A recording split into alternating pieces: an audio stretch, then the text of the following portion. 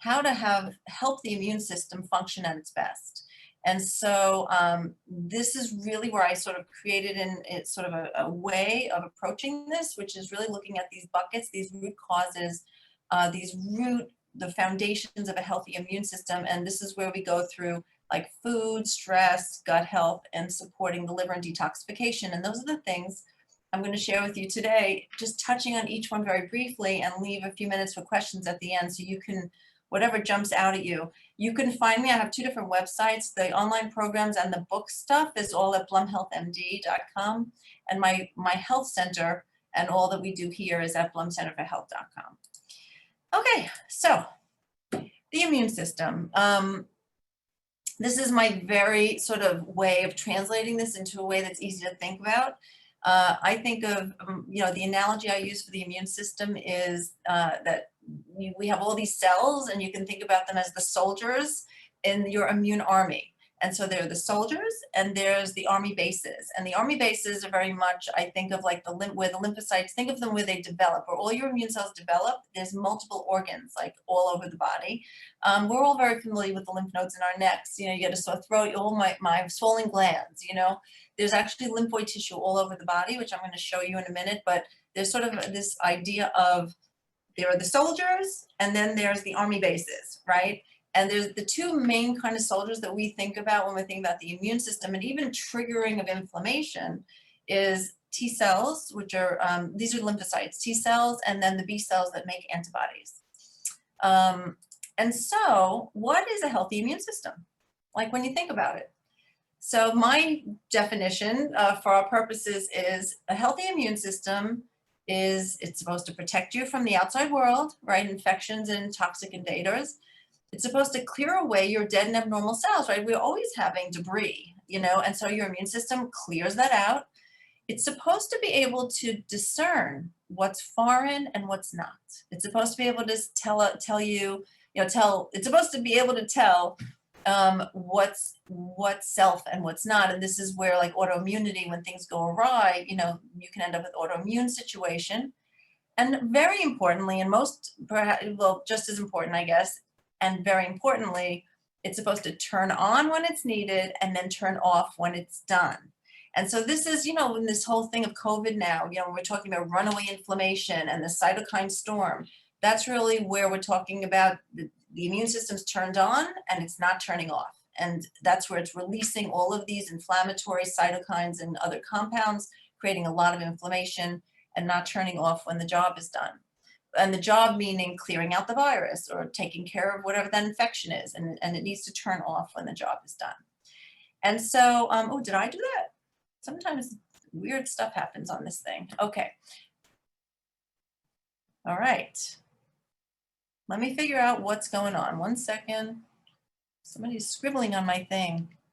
I don't know what that is. All right. I don't know what those lines are, guys. So Sorry, I don't either. I think it's someone annotating on accident. Okay. Oh, yeah.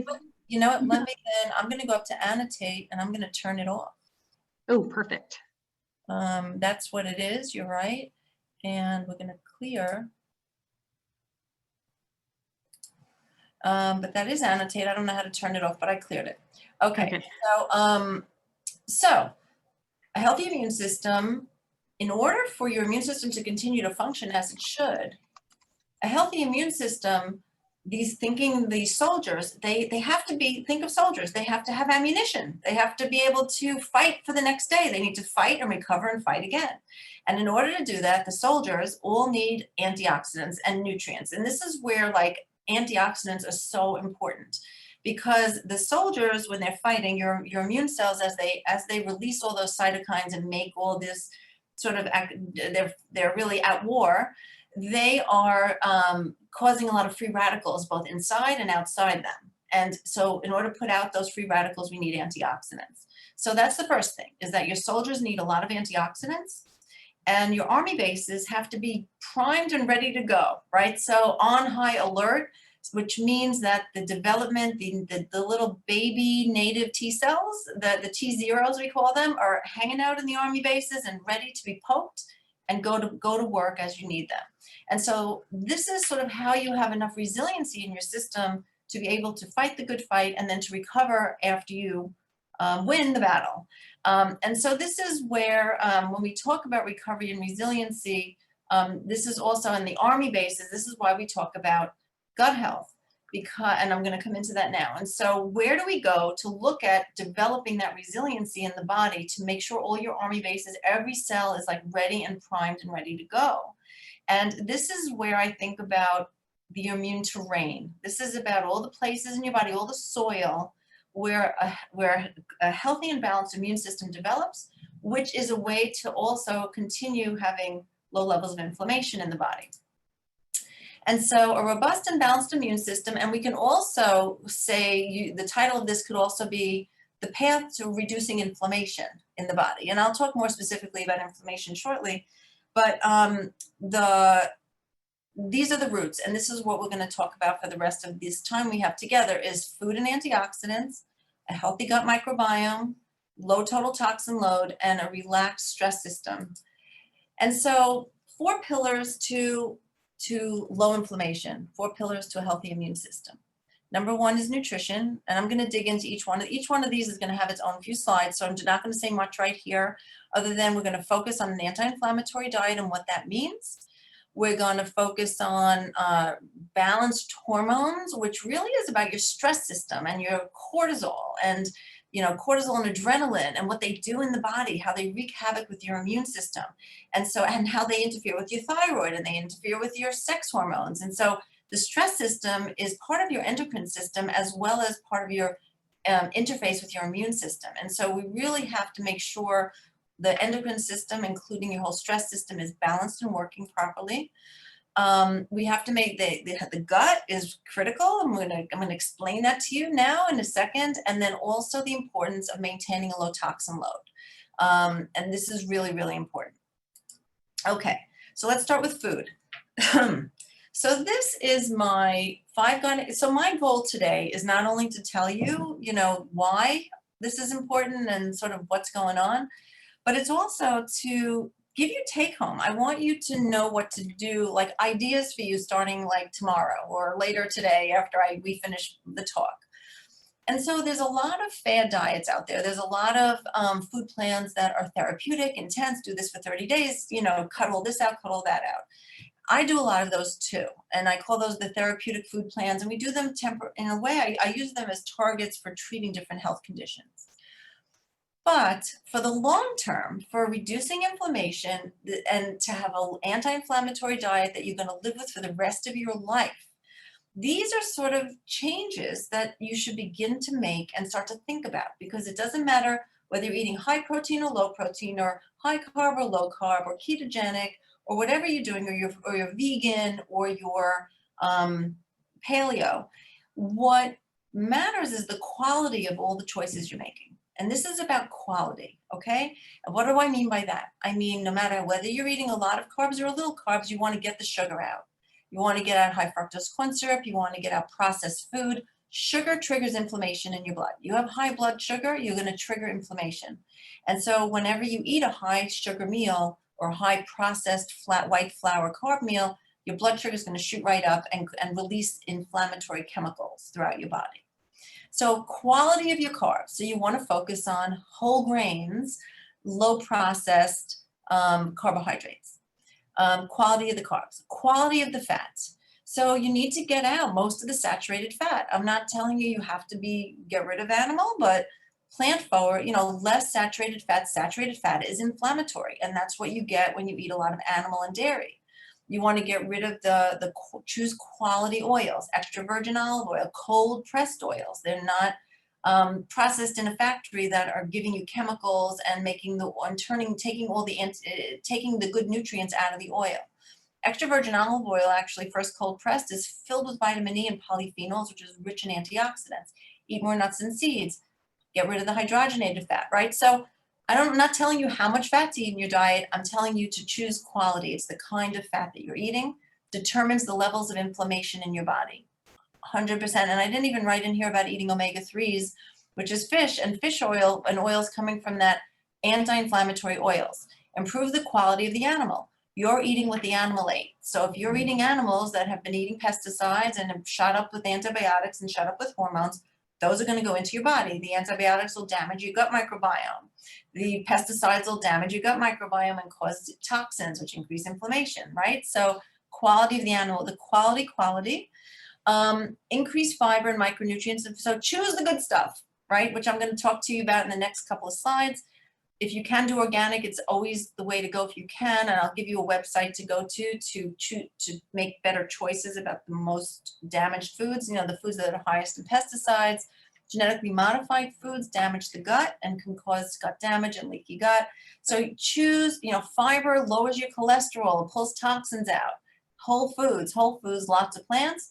And then these are all these kind of toxins that come in with the food that you want to avoid. And so this is like the goal. This is like what you're moving towards as you move yourself down the field and making different choices for food. So this is just quality guiding principles.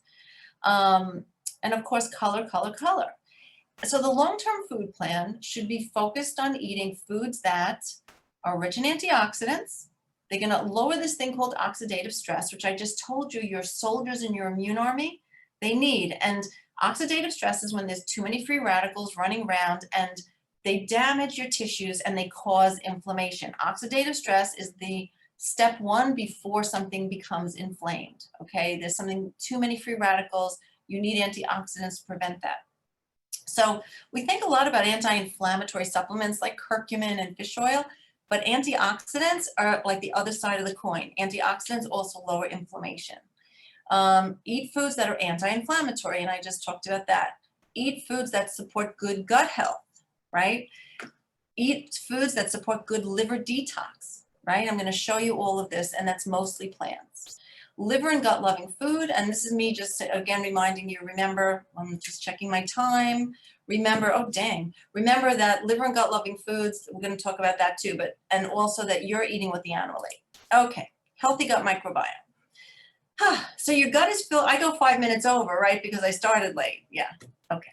So gut microbiome is 100 trillion good bacteria, live mostly in your colon. Food and stress influence the development of your healthy gut microbes. Your microbiome is critical for maintaining your overall health. The microbiome, I'm going to give you on the next slide, I'll explain that to you a little more. 70% healthy gut equals a healthy immune system. Inflammation that comes from the gut ends up in your joints and can end up in the other parts of your body. Tons of studies about gut microbiome and rheumatoid arthritis and other kinds of inflammatory systemic diseases. And so remember I talked about the army bases? Well, you have 70% of your body's lymphoid tissue is along the intestinal lining. And so this picture just depicts, these are your cells that line your intestines. Right below the lining here, at the top here is the lumen of your gut where all your food is. Well, guess what? Right on the other side here are all your immune cells. And so if you have any damage to the intestinal lining or an imbalance in the gut microbiome that causes damage to this intestinal lining, this is a depiction of something we call leaky gut, where you can end up getting these tight junctions get damaged. The bacteria and different food particles can get into the bloodstream or cross over that barrier, and the immune system sees it, and that's where you can get inflammation coming from the gut. And so the good bacteria that live in the gut, those 100 trillion bacteria, they are so important for a healthy immune system also. And every time again, you see healthy immune system for reducing inflammation. They help you, they fight the bad bacteria. They help support the immune function, which reduces inflammation, prevent leaky gut. All this other sort of well-studied interactions with the immune system, especially the development of something called T regulator cells, which help keep everything in balance. And in those sort of army bases all along the gut lining. And so coming back to what's the best diet then for a healthy gut? And I only have one slide here for you for that. I have like a whole talk on this, but, and actually my second book, which is Healing Arthritis, I review all the different food plans and the research on the effects on gut microbiome, the effects on arthritis and other inflammation.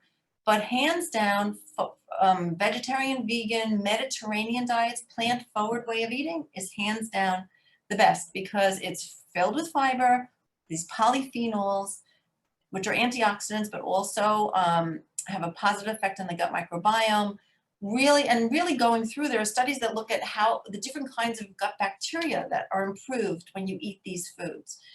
Very high protein, very high fat diets are not as good for reducing it, for helping improve the balance of the microbes in the gut, and then downstream, improving the levels of inflammation. I will say that I'm not telling you to never have a high protein diet. You know, these are where sometimes people eat therapeutic food plans, ketogenic diet for a month, or if you have a health condition where you need to eat it and the benefit outweighs what you're going for here.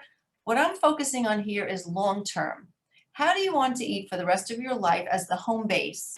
Maybe you do some other therapeutic food plans here and there, but home base, a Mediterranean diet, which is focused mostly on plants, whole grains, a lot of fruits and vegetables, extra virgin olive oil, mostly fish, a little bit of chicken, a little bit of red meat, a little bit of dairy, a lot of red wine, you know, but it's a lot of legumes, right? So it's really mostly plants, and they really, in moderation, eat those other animal foods. So I use this term of polyphenols. This is just a couple of studies. It's just an example which shows you this is just about eating food, right? Really, and mostly plants that are rich in these colors. This is all those different colors and why they're good for you. And there's study after study that looked at all these different kinds of plants and different foods and what they did for the different bacteria in the gut. And so I just put this up so you can see that I'm not making this up. There's actually a lot of research in this field, and we know that these things are really good. So what are my tips for you for healthy gut? Incorporate probiotic and fermented foods. So this could be, if you're not doing dairy, you know, which I advocate staying away from cow, actually, like animal dairy. And instead, there's so many great dairies. There's actually this really delicious oat milk yogurts now that I use. And so you can do oat milk yogurt, you can do nut milk yogurts, you know, coconut or almond. But I like the oat is sort of very creamy. But have some cultured food every day. Have fermented foods. I have these great like fermented beets that I use and I throw on my plate with dinner, like while I like vegetables for dinner, and it like changes the taste up a little bit. But fermented foods and probiotic foods support your gut microbiome. If you have an inflammatory condition or a concern about your immune system, consider taking a probiotic. Probiotics are influencers. You take them and they influence the functioning of your immune system. There's a whole other slides about what probiotics do in reducing all different kinds of inflammatory interleukins and cytokines. And so probiotics influence as they move through you, even if they don't plant and grow like seeds, which some of them might and might not. They influence your whole level of inflammation and the functioning of your immune system as they move their way through your system. And so this is, you know, really important. Eat lots of vegetables and fiber, less animal. Make sure you're having a daily bowel movement. Chronic constipation can damage the microbiome. So work with a nutritionist if you can't figure that out on your own by eating more fiber, or even just getting the dairy out or figuring out what foods are clogging you up. But you have to make sure you're moving your bowels every day. And like I said, yeah, we do stool testing, and there's all sorts of things we do in my world, in the integrative functional world, to evaluate the gut microbiome. And that's always an option. I'm sure most, you know, we're all over the place. You can find people like me. All right, and so that is that's the gut. And let's talk about toxins for a second. So toxins and immune function. Most people don't even think about toxins, you know, like, does it matter? This is really me with my environmental medicine hat on. Environmental toxins there's so many, right? We have hundreds in our bloodstream. It's metals, pesticides, herbicides, all that stuff. And so what I would say to all of you listening is I'm advocating not thinking about trying to find which one, although for some people they have mold exposure and mold toxins, and there are some big exposures. For the most of us, my biggest concern is just this overall toxin load. Think about it like a cup, you know, the cup of water, and eventually it's going to fill with so many different kinds of toxins that it spills over and your body can't manage it anymore. Toxins have to be dealt with. They have to be metabolized and excreted by the body.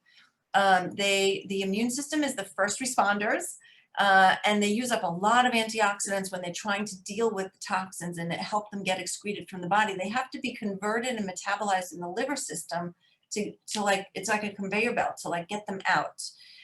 They can definitely trigger a lot of inflammation and they can damage the immune system. And so my goal is always to support the liver's detox system and to reduce the toxin and to help you understand how to clean up your world and reduce your exposure, while at the same time helping people mobilize and excrete toxins from the body.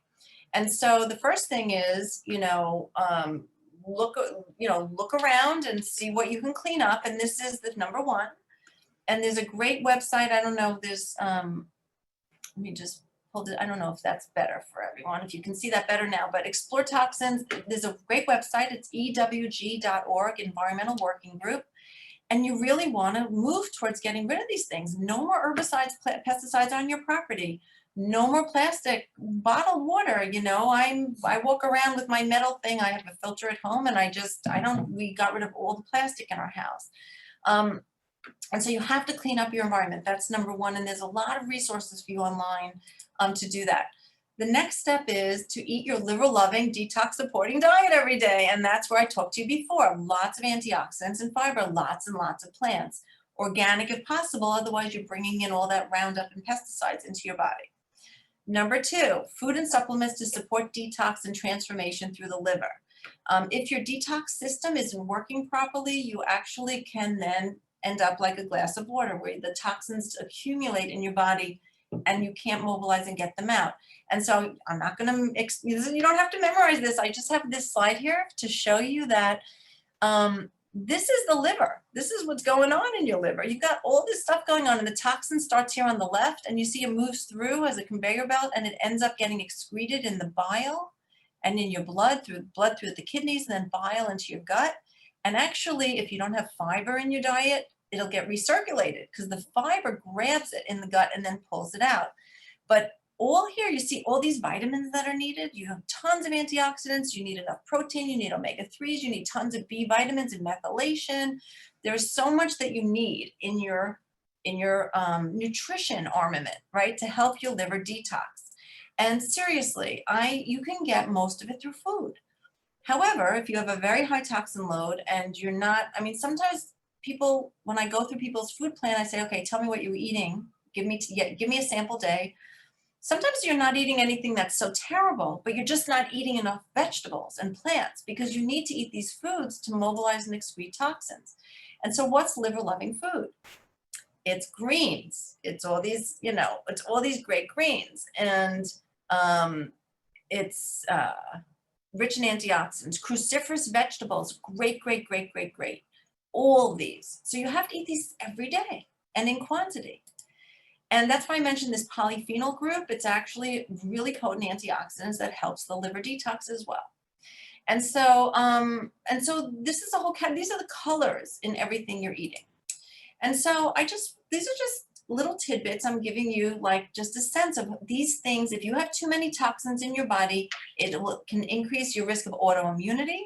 It increases your risk of epigenetic damage to genetic expression, and it increases your risk of inflammation, which underlies everything. And then finally, a couple of slides on the stress system, because this is just so important. I just need to point out, like, what is stress, right? And I want to differentiate for you two things, if you don't remember anything from today. Stress describes something you're experiencing. You feel stressed. There's a difference between the stressor that's causing you to feel stressed. There's a stressor, and stressors can be like good, bad, right?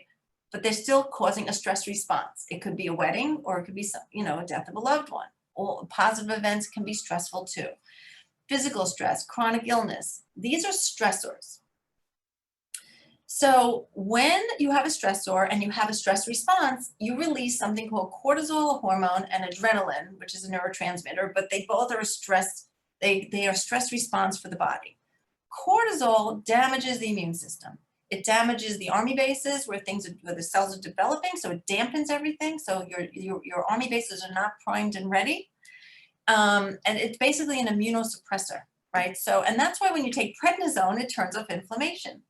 So on that note, cortisol is your body's natural anti-inflammatory. And if you go through, and so when you first have a lot of stress, right, you might feel like this. But eventually you can end up feeling like this if stress goes on for too long. And when you reach this point of severe debility, like you're fatigued and you're just stressed and worn out, you sort of run out of that cortisol that helps put out your inflammation in the body. And so you become more at risk for inflammatory conditions. So this high prolonged cortisol impairs the immune system. Like I said, it also, this is the acute stress, right? So when you have this on switch and you're in a stress response, you have a risk for all sorts of health issues. And eventually this can lead to inflammatory diseases. And so what can you do? And I'm on my last 2 slides. What can you do? So this is where mind-body medicine comes in, right? You can't always change your stressors, but I think you can. Like I overscheduled myself today, and I'm like, I woke up this morning, I was like, what? Because I had this in the middle of patients all day, and so anyway, I could have scheduled myself better, and I would have been less stressed. So you can, I do believe you can change your stressors somewhat, but you can't always. I mean, we can't change COVID, right? We're living in this stress, we're in a fishbowl of stress. But we can change how the stress comes into your body. You can do something about that. And so I advocate developing a daily practice of some sort of something that engages your relaxation system. That's how you're going to antidote it. You have to switch off the stress. And this is where there's the classic things like moving meditations or breath work, meditation. You can have a hobby like knitting or painting, or something that brings you where you disconnect from your electronics and it brings you to this moment.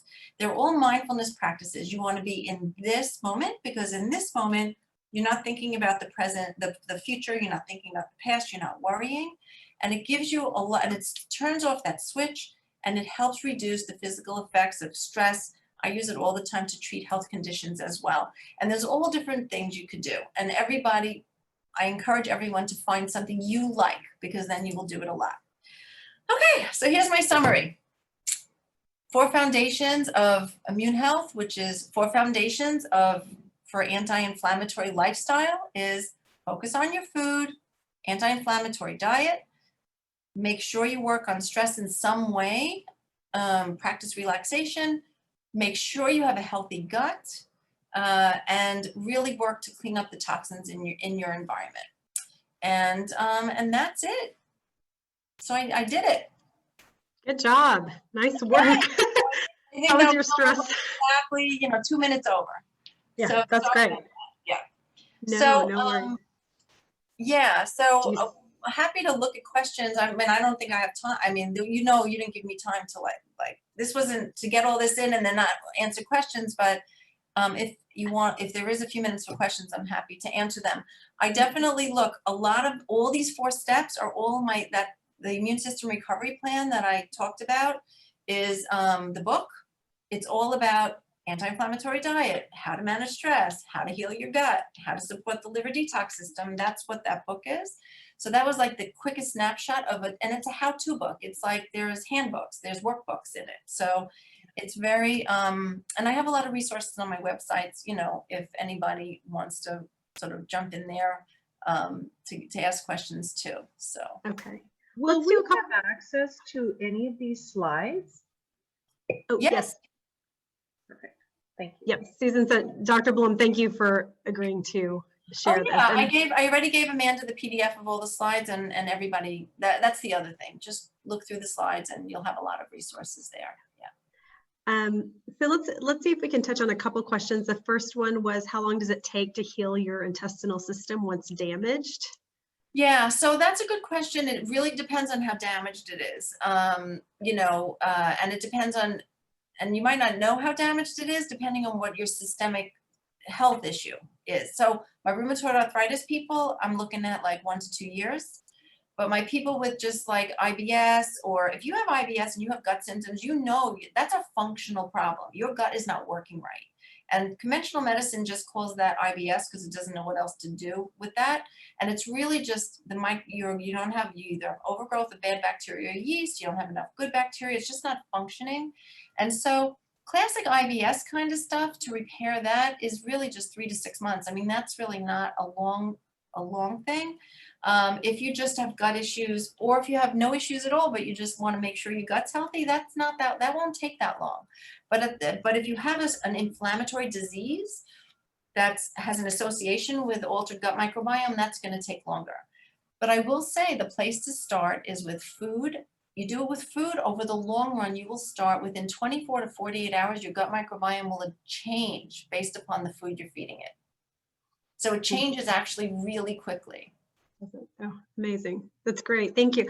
There are a lot of questions about a few things that patients have heard might be bad for the blood, thinning, or your turmeric, fish oil was told to someone was mentioned as a potential blood thinner. Mm-hmm.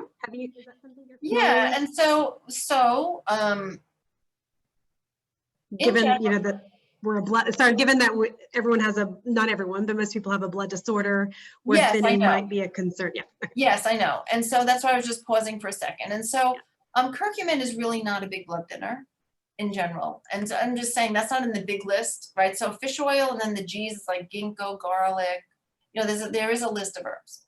And so here's the thing, I think that fish oil definitely makes the platelets less sticky. And so that's really more how fish oil works. And I think that it's fine to avoid those things if you want to. I don't think as a supplement, but you don't have to avoid eating fish, and you don't have to avoid using curcumin in your spices when you cook. And so I just wouldn't start doing high doses of those things. I mean, I could tell you that my patients who are on blood thinners like Plavix and other things for cardiovascular disease, we generally, I can get them on like one fish oil, and we just look for bruising. And if it causes, and so sometimes we don't use fish oil, and instead I'll just say eat flax seeds and other nuts and seeds and get sort of your omega-6s and 3s in and eat fish and just do it through food. So I've never seen any problem with extra blood thinning if you just do it through food. And so this is why I do love food as medicine. And so don't take supplements. Okay, great. Thank you. Does that make sense? I hope that makes sense for everybody. Yeah. Yeah, I think it does. A couple of quick ones were any comments on Splenda and other sugar substitutes, given the sugar issue? Yeah, right. And so it depends on the goals for everything. So stevia is definitely the favorite of everything. It's like a natural plant, and so for artificial. Well, it's not even artificial, but like for that kind of sweet. We definitely move more towards honey, and honey is really the favorite, because it has some actual polyphenols and nutrients that are in them, some bee pollen that you can find in raw honey, that it's got positive nutrients in it. But what I would say is that, so when I say take the sugar out, I'm talking about excess, and I'm talking about processed white flour and white sugar. So baked goods, where you're adding half a cup of sugar or half a cup of brown sugar, like that stuff. Adding sugar, if you want to put something in your tea, have a little bit of honey.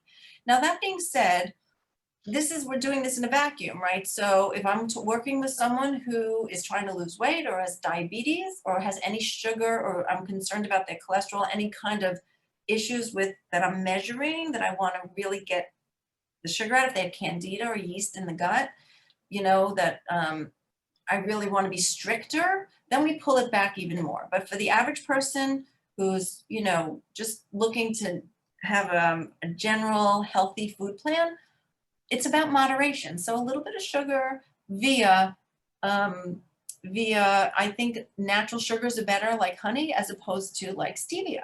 The problem with the super, super sweet stuff, somebody's smoking cigarettes outside my window. Oh, no. I'm like, what is, I have my window open, and anyway, sorry, I got distracted for a second. But stevia, what we're learning about NutraSweet and NutraSweet's terrible because that's a stimulating neurotransmitter, aspartic acid. You don't want to eat that. But the very, very sweet stuff like Splenda, I think Splenda is NutraSweet. So you definitely don't want to have Splenda, aspartame. Aspartame is aspartic acid, which can cause anxiety. So that's no good. But even just too much stevia, which is super sweet, it actually tricks the brain to thinking that you're eating something sweet. And so we actually think it's really not good for weight management and blood sugar management in people with diabetes. So I would rather you do just a little bit of honey and get used to like a sort of a low a little bit of sweetness in terms of something super sweet. And I think it's ultimately not good for the body. And so everything in moderation, which is why I said long term, keep your eye on the way the puck is going, as my husband says. And you know, you wanna just really have your long term goal. And so eating a little bit of healthy sweet every once in a while is fine. If you deprive yourself 100%, it will never work. And so it's like the 90% rule, you know, or the, you know, have you one meal a week where you have, you know, and cook it, make it yourself. You can do healthier versions of a dessert if you need to do that. But use whole grains and use, you know, we make these cobblers at home with fruit and like oats and almond flour, you know, and it's got a little maple syrup in it, you know, and so once a week, I'm Friday nights, we make a cobbler. And so everybody gets their little sweet thing, but it's all made with foods that are not overly processed and overly saturated with white sugar. Yeah. Okay. Someone asked about coconut sugar. Is that? Yeah, that's an okay sugar. It's another one of those alternative sugars, and that would be fine. Okay. Again, it's moderation because the idea is it doesn't want to be syrupy sweet because your tongue will get used to that and crave more. So you want to have the natural sugars that are not as intensely sweet, but satisfy your sweet tooth. So we have a lot of questions, and so maybe, I don't know if we have enough time to get to them. I think one good like summary question is, do you have a recommendation for a good blood system promoting set of foods, particularly increasing platelet count? Is that easy to answer? Well, right. So food, like a diet that's going to help increase your platelets, you mean? Yeah. Yeah, I know that's what everybody, you know. I don't think that I know that anybody has magic about that in terms of food itself. But what I will say is you want to pay attention to making sure you're eating enough protein. You want to make sure you're paying attention to eating enough iron. You want to make sure your iron levels are checked, right? The ferritin, just make sure it's not too low. I mean, your platelets and all your blood needs all the blood vitamins, right? So it's, you know, B12, folate, and iron, the same thing you need for your red blood cells too, and making sure you're eating enough protein. And so seriously, like a good balanced anti-inflammatory diet that you were eating enough nutrients. So I'm still back to quality, to really, instead of focusing on which nutrients to use, and I think you really have to focus on the quality, get rid of all that crap, reduce inflammation, but my quality, that slide, 5 guidelines for choosing food quality, you focus on that, and you'll get, your nutrients in. So I actually think a good quality Mediterranean diet handout would probably be just fine. And I have a Mediterranean guidebook I can give you. Okay, perfect. I think I'm sorry, everyone, there are questions waiting, but I think we ought to let you go, Dr. Blum, and keep a move on, and I will take a note of all these questions and try to follow up with. Yeah, and just follow up with me, and I can send you along my Mediterranean diet guidebook. And and it's really everything I was saying here. It has all sorts of the information about choosing. So it's really a sane diet. It's eat whole foods, a lot of plants, make sure you're eating enough protein, and find somebody who can check you for nutrient deficiencies. I mean, I think at the end of the day, because if your gut isn't good and you're not digesting, absorbing your food well, you might have some nutrient deficiencies. So you want to make sure you have good. And so people like me, integrative medicine, functional medicine, that's what we do. Like, we're really good at that, about assessing those things. And so just make sure you're not deficient in anything, and eat just a balanced diet. Don't get caught up in doing fad food plans. And I think that's really the long-term best plan. Yeah. Okay. Thank you so much for your time. This is really helpful. I have your slides. I'll send them. Thank you, Dr. Blum. This is Tim here, Doctor. There you are. Yeah. Dr. Blum has worked with me for 4 years on sort of monitoring and keeping my inflammation down, and I thought that she'd be wonderful for everybody to hear, because she's been wonderful for me over the last few years. So thank you, Dr. Blum, for taking the time. You're very welcome, and really best of luck with everybody. And as I always said to you, you know, I'm here to help support you in any way. Okay. Thank you so much. All right. Bye, everyone. Enjoy the rest of your conference. Thanks.